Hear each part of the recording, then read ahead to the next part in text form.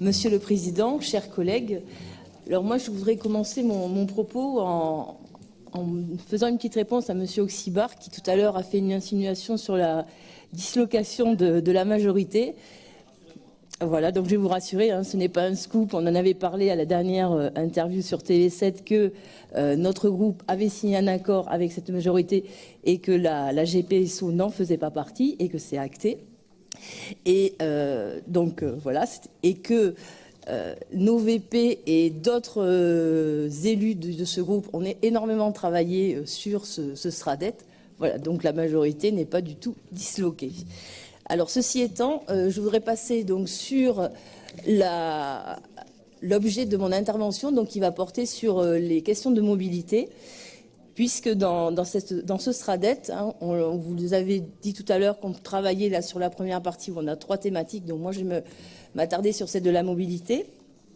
Donc également saluer le travail énorme qui a été fait par les services, parce que je ne sais pas s'il y en a beaucoup d'élus ici aujourd'hui qui ont lu l'ensemble des documents, parce que c'est énorme, c'est plus de 2000 pages.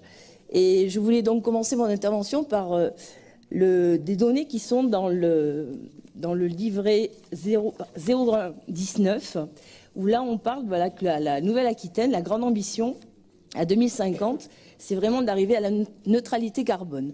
Donc, dans ce document stratégie détaillé climat, air, énergie, ce sont des éléments qui vont aussi se rajouter aux objectifs qui sont définis dans le SRADET.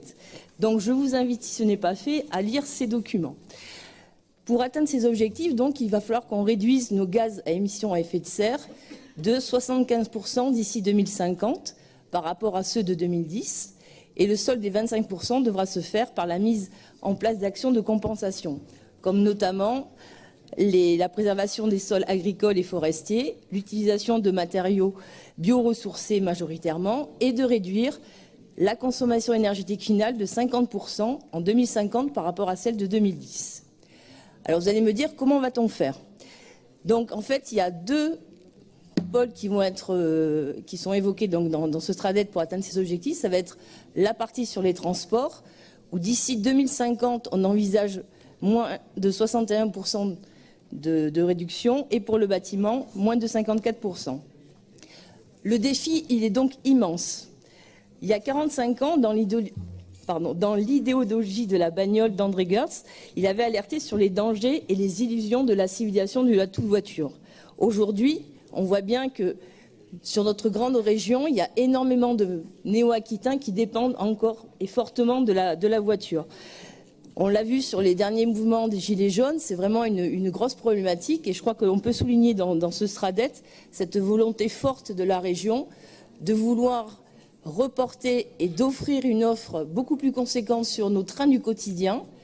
Donc, on a passé la dernière fois la délibération sur les TER, sur le plan rail, etc. Donc, on a vraiment aussi anticipé tout cela pour qu'on puisse y parvenir. Il y a également un autre volet, puisque malgré les infrastructures qui sont, surtout sur les petites lignes, qui sont défaillantes, où on a vu qu'il fallait énormément investir, on a également des territoires qui n'ont pas de TER. Donc, le syndicat de Nouvelle-Aquitaine Mobilité va permettre, avec les collectivités, je citerai simplement 2 exemples, à partir de la rentrée de 2019, il va y avoir la mise en place d'une nouvelle ligne par car express qui va faire Bordeaux-Créon, avec un cadencement donc, de 6h à 22h sur la journée, avec en heure de pointe des cars tous les 15 minutes. Donc ça va vraiment permettre au territoire de cette rive droite qui n'a pas de TER de pouvoir avoir donc des cars à proximité pour aller sur Bordeaux. Ensuite, il y a également aussi le R métropolitain. Alors je vais me dépêcher parce que je vois qu'il fait quelques minutes. Voilà. Donc il y a également une partie qui est vraiment très importante, c'est tout ce qui soutient à la mobilité active, notamment pouvoir aider les territoires à passer à développer la marche, le vélo, pour pouvoir parcourir de petites distances. C'est aussi tout ce qui concerne le développement des... Alors, pardon, pour le vélo, ça va pouvoir permettre de faire de la marche active, agir sur l'environnement et la santé des habitants. et le fret ferroviaire qui est un outil d'attractivité de développement économique des territoires. La mise en place d'actions emblématiques en faveur de ce mode de transport de marchandises va permettre donc le report modal de la route vers le fer.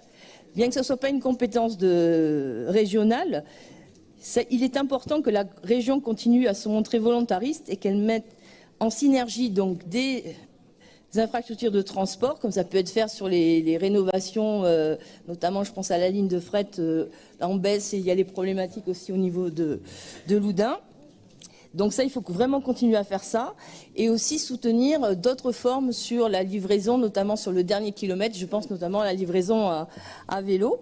Donc pour conclure, nous appuyons cette volonté d'offrir un réseau performant de nos TER, de nos cars interurbains, de solutions innovantes de mobilité active, de mobilité alternative sur nos territoires ruraux pour atteindre nos objectifs de diminution de gaz à effet de serre et proposer des solutions qui permettent de conjuguer économie d'énergie et fin de mois. Je vous remercie.